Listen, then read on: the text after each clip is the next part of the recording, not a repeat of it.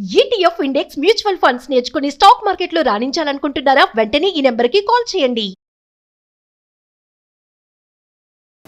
రమగారు, అహంకార తత్వం అది ప్రతి ఒక్కరికి ఉంటుంది. అది కొన్ని సందర్భాల్లో బయటకు తీయటం ఒక రకంగా ఓకే, కొన్ని సందర్భాల్లో చెల్లుతుంది, కానీ కొన్ని సందర్భాల్లో చెల్లదు. అది ఎదుటివారికి కూడా ఇబ్బంది కలిగే విధంగా ఉంటుంది. అలాంటి అహంకార తత్వాన్ని వదిలేయాలి అని మనం ఎప్పుడు పిల్లలకి చెప్తూ ఉంటాం, ప్రౌడీగా బిహేవ్ చేయకు, ఇలా ఉండు అలా ఉండని. కానీ మీరు చెప్తారు ముందు మనం ఫాలో అవ్వాలి జయ, తర్వాత పిల్లలు నేర్చుకుంటారు అని. సో ఇలాంటి ఫీలింగ్స్ నుంచి యాజ్ ఏ మదర్స్గా కావచ్చు, యాజ్ ఏ హ్యూమన్ బీయింగ్ ఎవరైనా కానీ బయటికి రావటం చాలా మంచి పద్ధతి. అది కానీ ఎలా అంటే అహంకారం అంటే నేను అనేది లేకుండా మనం ఎలా ఉండగలం? ఖచ్చితంగా ఉంటుంది. ఆ నేనుకి ఒక లిమిట్ ఉండాలి కదా. అంటే నాకు వచ్చు, నాకు తెలుసు, నేను సరిగానే చేశాను అని అనుకోకూడదు. ప్రతిసారి ఎలా అంటే చివరి దాకా మనం నేర్చుకుంటూ ఉండాలి జయ. ఎప్పుడైతే నేర్చుకుంటామో అప్పుడు పెద్దగా అహంకారం మనని బాధించదు, మన వల్ల అవతల వాళ్ళు కూడా ఇబ్బంది పడరు. నేను ఇప్పుడు ఏదో ఒక వంట సంగతి తీసుకుందాం, అమ్మ ఆడవాళ్ళ గురించి మాట్లాడుతున్నాం కాబట్టి వంట చేస్తాం, నాకు బాగా వచ్చంటే ఎలాగా? ఇంకా రానివి బోల్డ్ ఉంటాయి, అక్కడే ఆగిపోతాం. ఎప్పుడైతే మనం అహంకరిస్తామో, మనకి చాలా వచ్చని, చాలా తెలుసని, నేను కరెక్ట్ అని అనుకుంటామో, ఇంకా మనం అక్కడ స్టాగ్నేట్ అయిపోతుంది మన బుద్ధి. అలా కాకుండా మనం ఎప్పుడు ఏదో ఒకటి నేర్చుకోవటం, ఏదో ఒక కొత్త విషయం తెలుసుకోవటం, అరే నాకు తెలియదే వీళ్ళు బాగా చేశారు అని తెలుసుకోవటం. దానివల్ల ఏమవుతుందంటే మనం నెంబర్ 1 బ్లిస్ఫుల్గా ఉంటాం, సంతోషంగా ఉంటాం. అహంకారం మనకి సంతోషాన్ని ఇవ్వదు, అహంకారాన్ని మాత్రమే ఇస్తుంది. ఎప్పుడు సంతోషం వస్తుందంటే మనం ఏదైనా ఒక కొత్తది చూసి ఎంత బాగుందో దీన్ని నేర్చుకోవాలి అని అనుకుని మనం కనుక నేర్చుకోవటం మొదలు పెడితే అది మనకి వచ్చేసాక మనకి హ్యాపీగా ఉంటుంది. మళ్ళీ ఇంకొక కొత్తది కనపడుతుంది, అది కూడా నేర్చుకోవటం. ఇలా కొత్త విషయాలు నేర్చుకోవడం అంటే సంగీతమా, నాట్యమా, కుట్లు, అల్లికలు, ఎంబ్రాయిడరీలు, పేపర్ క్విల్లింగ్, అక్కడి నుంచి సిల్క్ థ్రెడ్, హ్యాండ్ బ్యాంగిల్స్ చేసుకోవటము కాదండి నేను చెప్తోంది. అవి కాదు. నేర్చుకోవటం అంటే విధానం మార్చుకోవటం. ఇలా క్రియలు, కళలు నేర్చుకోవటం కాదు. మనది తప్పు, మనం సరిగ్గా ఆలోచించలేదు అని ఆలోచన కొత్తగా ఆలోచించటాన్ని నేర్చుకోవటం. కొత్త విషయాన్ని యాక్సెప్ట్ చేయటం, అడ్మిట్ చేయటం, తీసుకోవటం, దానికి ఒబే చేయటం. అవతల వాళ్ళ ఆలోచన విధానం చాలా బాగుంది, మేము ఇలా ఆలోచించలేదు, ఇది మంచి ఆలోచన, మనం కూడా ఇలాగే ఆలోచిద్దామంటే మనం ఎప్పుడు నిత్య నూతనమైన విద్యార్థిగా గనక మనం ఉంటే అహంకారం మనని బాధించదు, మన అహంకారం పక్క వాళ్ళని బాధించదు. మా మదర్ జయ 82 years అక్క పోయారు ఆ మధ్యకాలంలో, 82 ఏళ్ళ దాకా ఉన్నారు. కొంతకాలం క్రితం వాళ్ళు ఎవరింటికో వెళ్తే ఆ అమ్మాయి కూర తరిగే విధానం ఆవిడకి నచ్చింది. 80 ఏళ్ళ ఆవిడ, మేము 10 మంది పిల్లలం, మాది చాలా పెద్ద ఇల్లు, పెద్ద వాకిలు, చాలా పెద్ద సంస్థానం, బోళ్ళంత మంది, 100 మంది విద్యార్థులు మా కాలేజీలో చదువుకుని మా ఇంట్లోనే భోజనాలు చేసేవాళ్ళు. అంతా తెలిసిన మా అమ్మ ఎంత చక్కగా జరిగిందోనే, అమ్మాయి కూర భలే బాగా కట్ చేసింది, చాలా బాగుందని మా ఇంటికి వచ్చి నాకు చూపించారు. నేర్చుకోవటం మా మదర్ చేసి ఆ పద్ధతి నాకు ఎప్పుడూ ఆశ్చర్యకరంగానే ఉండేది. ఎవరి ఇంటికి వెళ్ళినా వాళ్ళు ఎంతో చక్కగా సర్దుకున్నారు, అమ్మాయి ఎంత బాగా పెట్టుకున్నారు, వాళ్ళు ఎంతో చాలా బాగుంది, ఆ పద్ధతి నేర్చుకోండి మీరు కూడా అని చెప్తూ ఉండేవారు. ఓకే, ఇప్పుడు ఇది పెద్దవాళ్ళలో కనపడితే పిల్లల్లో ఆటోమేటిక్గా వస్తుంది కదా. ఇప్పుడు నాకు తెలుసు వాళ్ళకేం బాగుంది, వాళ్ళది ఇల్లేం బాగుంది, మాదే చాలా బాగుంది అంటే ఇక నువ్వే నేర్చుకోవు, నీ పిల్లలు ఎక్కడి నుంచి నేర్చుకుంటారు? కొత్తది నేర్చుకోకపోతే మనం ఆగిపోతాం కదా, అభివృద్ధే లేదు ప్రతి విషయంలోనూ. ఇప్పుడు మా ఇళ్లలో చేస్తాం, మేము ఈ పద్ధతి చేస్తాము, పక్కింట్లో పద్ధతి మనం ఎందుకు తెలుసుకోకూడదు? దానివల్ల నష్టం లేదు కదా, లాభం ఉంది. మనం ఎక్కడికి వెళ్ళినా హాయిగా ఎంజాయ్ చేస్తాం ఇబ్బంది లేకుండా. మన పద్ధతులే పెట్టుకుని కూర్చుంటే పక్క వాళ్ళు ఎక్కడికైనా ఏ ఊరైనా వెళ్తే అక్కడ వేరే కొత్త ఉంటే నువ్వు అడ్జస్ట్ అవ్వలేవు. అలా కాకుండా అన్ని కొత్త పద్ధతులు చూసి అన్నిటిని యాప్టర్స్ అన్ని తీసుకుంటే మనకి ఏ ఇబ్బంది ఉండదు. అయితే ఈ అహంకరించడం మీద ఒక కథ ఉంది జయ. ఇది వెంకటేశ్వర స్వామి కథల్లో, అంటే ఆయన తాలూకు భక్తుల కథల్లో ఇది కూడా ఒక కథ. వెంకటేశ్వర స్వామి పద్మావతి దేవిని పెళ్లి చేసుకున్నాడు, మనకు తెలిసింది కదా. ఆకాశరాజు కూతురు పద్మావతి దేవి, ఆవిడని పెళ్లి చేసుకున్నాడు వెంకటేశ్వర స్వామి. అయితే ఆకాశరాజుకి ఒక తమ్ముడున్నాడు, తొండమాన్ చక్రవర్తి ఆయన పేరు. ఈ తొండమాన్ అన్నమయ్య కీర్తనలో వినపడుతుంది కదా, తొండమాన్ చక్రవర్తి అని పాట ఉంటుంది. ఈ తొండమాన్ చక్రవర్తి బంగారు కమలాలతోటి వెంకటేశ్వర స్వామికి పూజ చేసేవారట. పూజ చేసేవాడు. అసలు ఎంత భక్తో నిత్యం వచ్చి స్వామితో సంభాషించేవాడు తిరుపతి వచ్చి. వచ్చి తిరుమల కొండ మీదకి వచ్చి రోజు సహస్ర కమలాలతో స్వామికి బంగారు కమలాలతోటి అర్చన చేసి ఆయనకి పాదాలు పూజించుకుని ఆయనతోటి కాసేపు మాట్లాడి సంభాషించి వెళ్ళేవాడు. అయితే ఏమైందంటే నారదుడు కనపడ్డాడు ఆయనకి. కనపడి అబ్బాయి ఎంత అదృష్టవంతుడు అయ్యా, నువ్వు స్వామితో స్వయంగా మాట్లాడేది, నిత్యం మాట్లాడతావు, ఇంత సేవ చేస్తున్నావు, నీలాంటి భక్తుడు ఎక్కడైనా ఉన్నాడా అని మెచ్చుకున్నాడు. ఈ మెల్లిగా తొండమాన్ చక్రవర్తికి మెల్లిగా అహంకారం పెరిగింది. తానంత గొప్ప భక్తుడు ఎవరూ లేరని ఆయనకి అనిపించడం మొదలుపెట్టింది. రోజులు గడిచాక అది ఎలా అయిందంటే నా అంత వాడిని నేనేనని స్వామికే స్వయంగా చెప్పే ధోరణి వచ్చేసింది ఆయనకి. మొదటి రోజు తనలో అనుకున్నాడు, తర్వాత భార్యతో చెప్పాడు, తర్వాత తన రాజ్యంలో చెప్పుకున్నాడు. తర్వాత ఏ సర్వాంతర్యామినైతే నువ్వు పూజించి ఇంత వాడివయ్యావో ఆయనకే స్వయంగా చెప్పాడు, నాలాంటి భక్తుడు నీకున్నాడా స్వామి? నేనే కదా నీ అద్భుతమైన భక్తుడిని, నా అంత భక్తిపరుడు ఎవడైనా ఉన్నాడా నీ తాలూకు ఆశ్రితుల్లో అన్నాడు. అనేసరికల్లా ఆయనకి నవ్వొచ్చింది స్వామికి.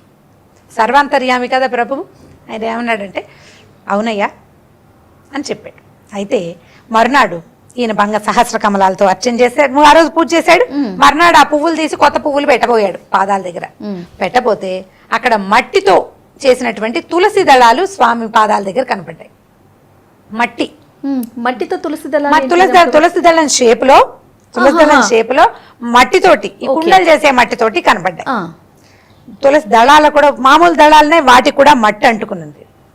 ఇదేమిటి, నేను బంగారు పువ్వులతోటి పూజ చేస్తాను, ఈ మట్టి ఎక్కడి నుంచి వచ్చింది అని తుడిచేశాడు. మర్నాడు మళ్ళీ నిర్మాల్యం తీసే టైంలో మళ్ళీ మట్టి కమలాలకి మట్టి అంటుకుంది, తులసి దళాలు మట్టి అంటినవి, మట్టితో చేసినటువంటి కొన్ని పువ్వులు చక్కటి షేపుల్లో చేయబడి ఉన్నాయి. మట్టితోటి టెర్రకోటాతోటి చేయటం లేదండి, పువ్వులు కనపడ్డాయి. కనపడేసరికి అలా తనకు అర్థం కాలేదు.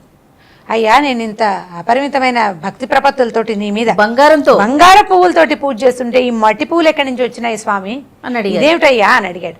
అడిగితే ఈయన ఏం చెప్పాడంటే, ఈ కొండ దిగువన భీముడు అంటారు, కురువరత్తి నంబి అంటారు, అతని పేరు కరెక్ట్ గా కులాలుడు, ఒక కుండలు చేసేవాడు. అతనికి నేనంటే చాలా భక్తి. అతను రోజు ఈ పువ్వులు చేసి మట్టితోటి నాకు అర్పిస్తున్నాడు. నాకు అతని భక్తి చాలా అపరిమితమైన భక్తి అతనిది, అందుకని ఆ పువ్వులు ఇక్కడికి వచ్చేస్తున్నాయి వాటంతటవే అని చెప్పాడు. చెప్పేసరికల్లా నాకంటే భక్తి ఆ స్వామి అని అడిగాడు.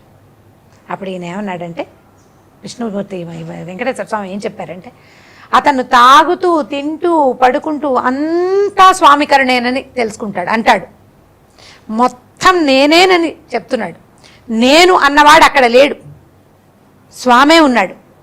వాడికి తను లేడు, భీముడు లేడు, భీముడు కూడా స్వామి వల్లే ఉన్నాడన్న భావనలో ఉన్నాడు. నీకు ఆ భావన లేదు. నువ్వేమంటున్నావు? నేనే భక్తుడిని అంటున్నావు. నువ్వు ఉన్నావు, అక్కడ వాడు లేడు. మరి అందుకనే ఆ పువ్వులు ఇక్కడికి వచ్చినాయి అన్నాడు. ఈయన తొండమాన్ చక్రవర్తి నిర్ఘాంతపోయాడు.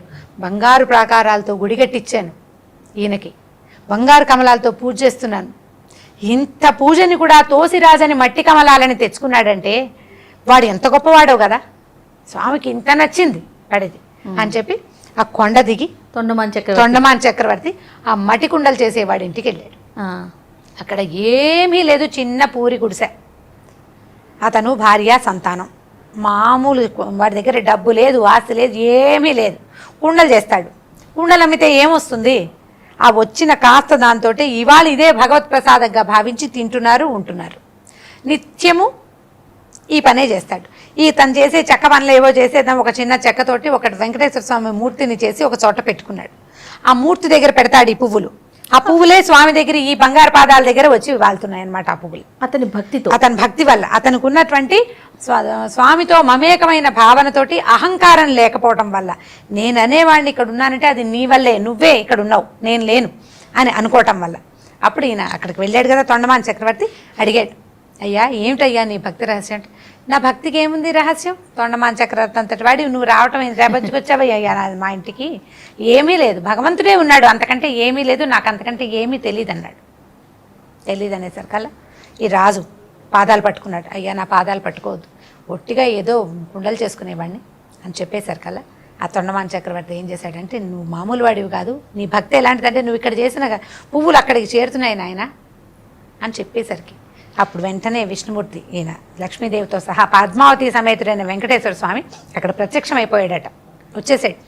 వస్తే అయ్యో ఇలా స్వామి అమ్మ ఇద్దరు మన ఇంటికి వచ్చారు, మనం ఏమీ పెట్టలేకపోతున్నామని భార్య బాధపడితే వాళ్ళు తామర తూళ్లతోటి కూర చేసుకునేవాళ్ళట. తమాలిని అతని భార్య పేరు, ఈ కురువరత్తి నంబి భార్య పేరు తమాలిని.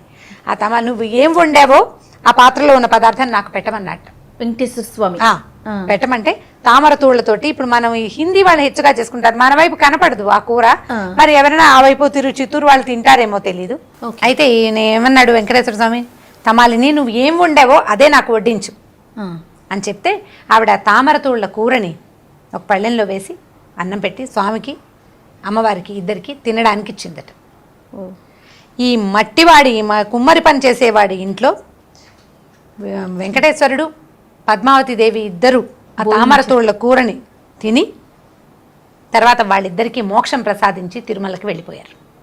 ఇప్పటికీ కూడా ఆ తామరతూళ్లతోటి చేసిన ఒక భక్ష్యాన్ని స్వామికి నివేదన చేస్తారట ప్రతిరోజు కూడా. ప్రతిరోజు నిత్య నైవేద్యాలు 16 నైవేద్యాలు ఏదో అంటారు కదా, ఆ తామరతూళ్లతోటి ఒక భక్ష్యాన్ని తయారు చేసి పెడతారు. ఇప్పుడు ఇక్కడ ఇతనికి ఇది ఎలా కుదిరింది? అహంకరించకపోవటం వల్లే కుదిరింది. తొండమాన్ చక్రవర్తి అంత ఇవి పెట్టగలిగిన వాడు, బంగారు కమలాలు పెట్టగలిగిన వాడి కంటే కూడా మట్టి పువ్వులు చేయగలిగినటువంటి మామూలు వాడికి కూడా భగవంతుడి కైంకర్యం చేసుకునే అవకాశం, ఆయన దగ్గర సేవ చేసే అవకాశం, పూర్తిగా కైవల్యాన్ని పొందే అవకాశాన్ని భగవంతుడు కల్పించాడు. భగవంతుడికే ప్రసాదం పెట్టే అంత గొప్ప వ్యక్తిగా అయ్యాడు అతను. ఎందుకంటే అహంకారం లేకపోవటం వల్ల. నేను అన్న భావాన్ని పోగొట్టుకోవటం బహు కష్ట సాధ్యం చేయ, అంత సులువు కాదు. అవును. కాకపోతే మనం ఎప్పుడు నేర్చుకుంటే, లెర్నింగ్ ప్రాసెస్ కనుక ఉంటే ఈ నేను ఫీలింగ్ ఉండదు, నేర్చుకుంటూ ఉండాలి. మనం నేర్చుకోవటం వల్ల ఏమవుతుందంటే మన పిల్లలు కూడా విద్యార్థులుగానే ఉంటారు, ఎప్పుడు కొత్త విషయాలు తెలుసుకుంటారు. దాంతో వాళ్ళు అందరితోటి ఫ్రెండ్లీగా చక్కగా ఉండగలుగుతారు. కొత్తవి నేర్చుకుంటూ ఉంటే ఏమవుతుంది, ఎప్పుడు లెర్నింగ్ ప్రాసెస్లో ఉంటారు కదా, బుద్ధి వేరే వాటికి పోదు కూడా. కరెక్ట్ చెప్పారు. వేరే విషయాల్లోకి పోదు, మనం వెనక ఆలోచించం, ముందుకే ఆలోచిస్తాం. పురోగతి బాగుంటుంది, ముందుకు వెళ్తాం కదా.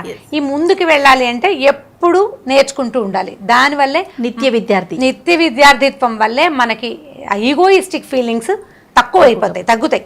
ఎప్పుడైతే మనం ఈగోయిస్టిక్గా బిహేవ్ చెయ్యమో అప్పుడు ఆటోమేటిక్గా మనకి స్నేహాలు, ఫ్రెండ్షిప్లు, తర్వాత ఏమో ఈ మన పని వ్యవహారాలు, అంటే మన ఆఫీసుల్లో కానీ, మన కాలేజెస్లో కానీ, స్కూల్స్లో కానీ మనం మంచి వాళ్ళుగా పేరు తెచ్చుకుంటాం.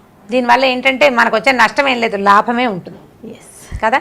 కాబట్టి ఈగోయిస్టిక్ బిహేవియర్ని పోగొట్టుకోవాలి అంటే ఎప్పుడు ఏదో ఒక కొత్త విషయాన్ని అవతల వాడి దగ్గర అప్రిషియేట్ చేయడము, తర్వాత నేర్చుకోవటం, ఈ రెండు చేస్తే గనక అదే మన అభివృద్ధికి పునాది. అది మనకి అభివృద్ధి. అండ్ ఇది బిహేవియర్ పోతుంది మన దగ్గర నుంచి, ఈ ఈగో క్వాలిటీ అనేది తగ్గిపోతుంది.